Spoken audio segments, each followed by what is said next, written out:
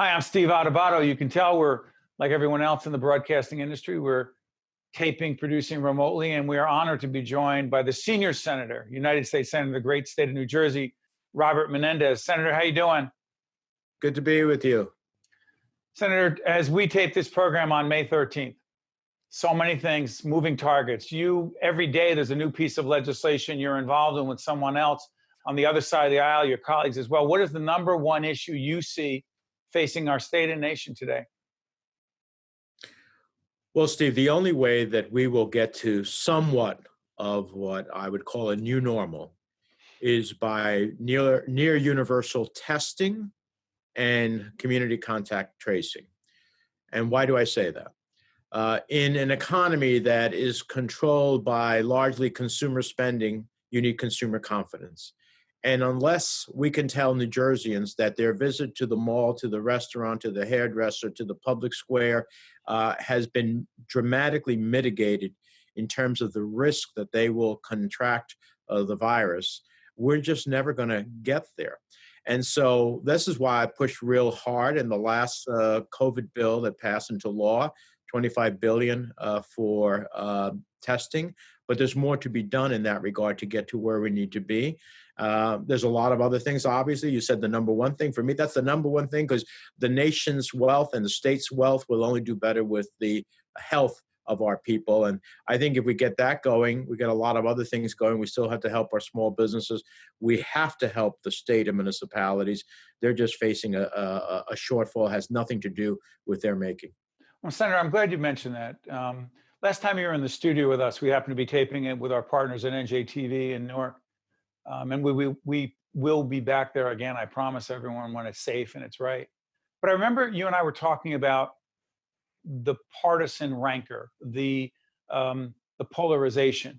And am I naive to want to believe that partisanship, that polarization, that geographical, hey, blue state, red state, you're not us, you have the problem, it's not us, do you sense that your Republican colleagues from other states, more rural states, are sensitive to the plight of a New York and New Jersey and the horrific conditions we're facing in the age of COVID-19?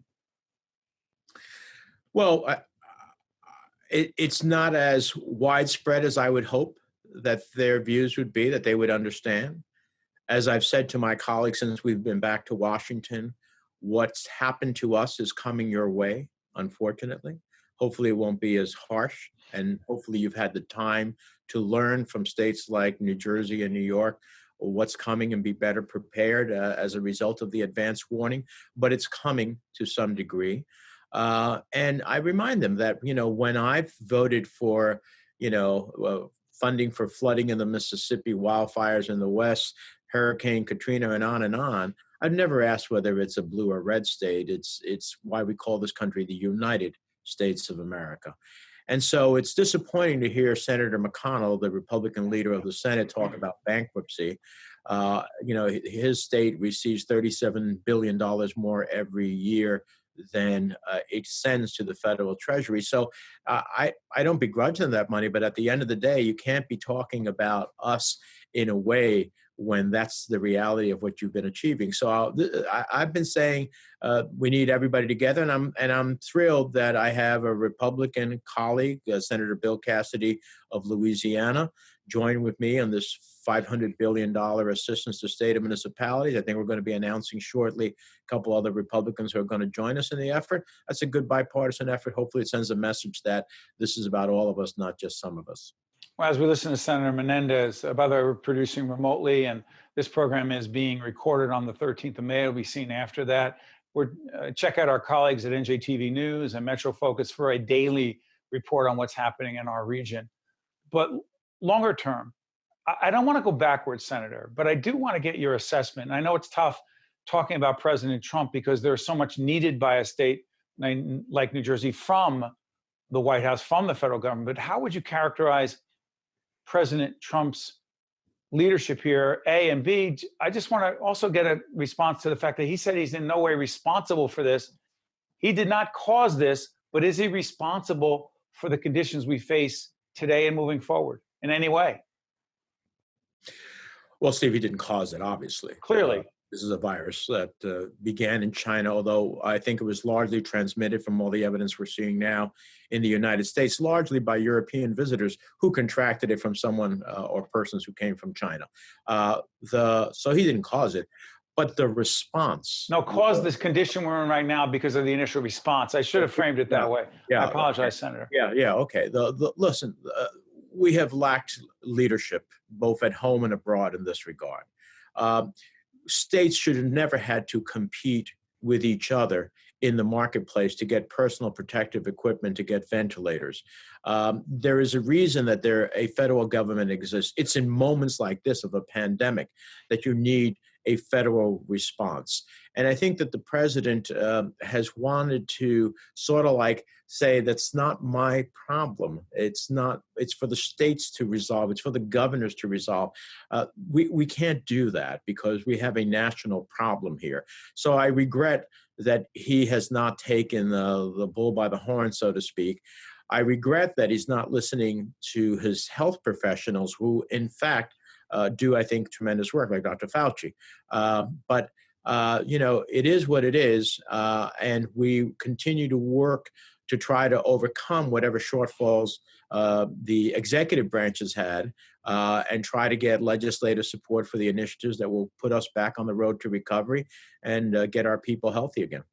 Steve Adubato here, Senator Robert Menendez, the senior senator in the state of New Jersey in the United States Senate. Let me ask you this moving forward. If, in fact, and this program will be seen later, as I said, this fall issue, fall 2020, if, in fact, COVID-19 returns in any form, to what degree do you believe that the federal government is prepared in a way that they were not the first time around? Well, that's a great question, as you always ask great questions. And here's I don't have the answers. I just have the questions. Yeah, no.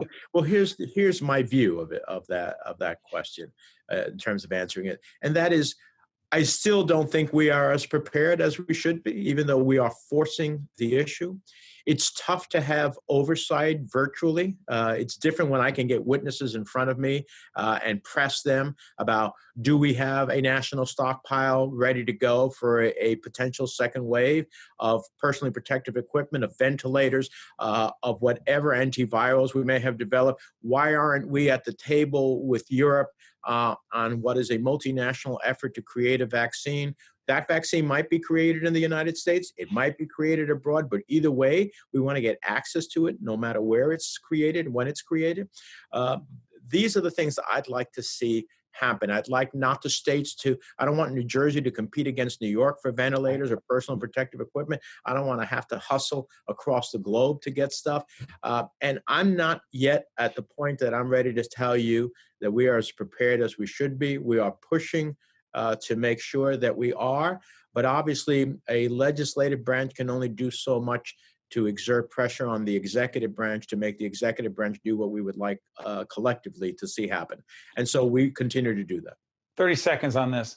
I know we're dating ourselves in the middle of May, but the Senate hearing that just took place remotely with senators in a Senate room, but folks who are testifying remotely. Are you okay with that, or is that just the way it has to be? Listen, it's the way it's going to have to be for a while, because if you put normally in the process of a regular Senate hearing, you put all the committee members, you put their staffs in, you put the committee staff in addition to regular staff, you put the people who operate the whole process. You're talking about 45, 50 people in a room.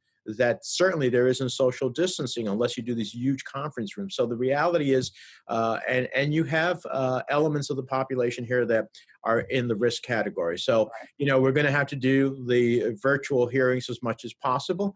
But I think what we should be doing is hearings and focusing on all of our committees on COVID-19, not in pursuing judges that the ABA considers unqualified.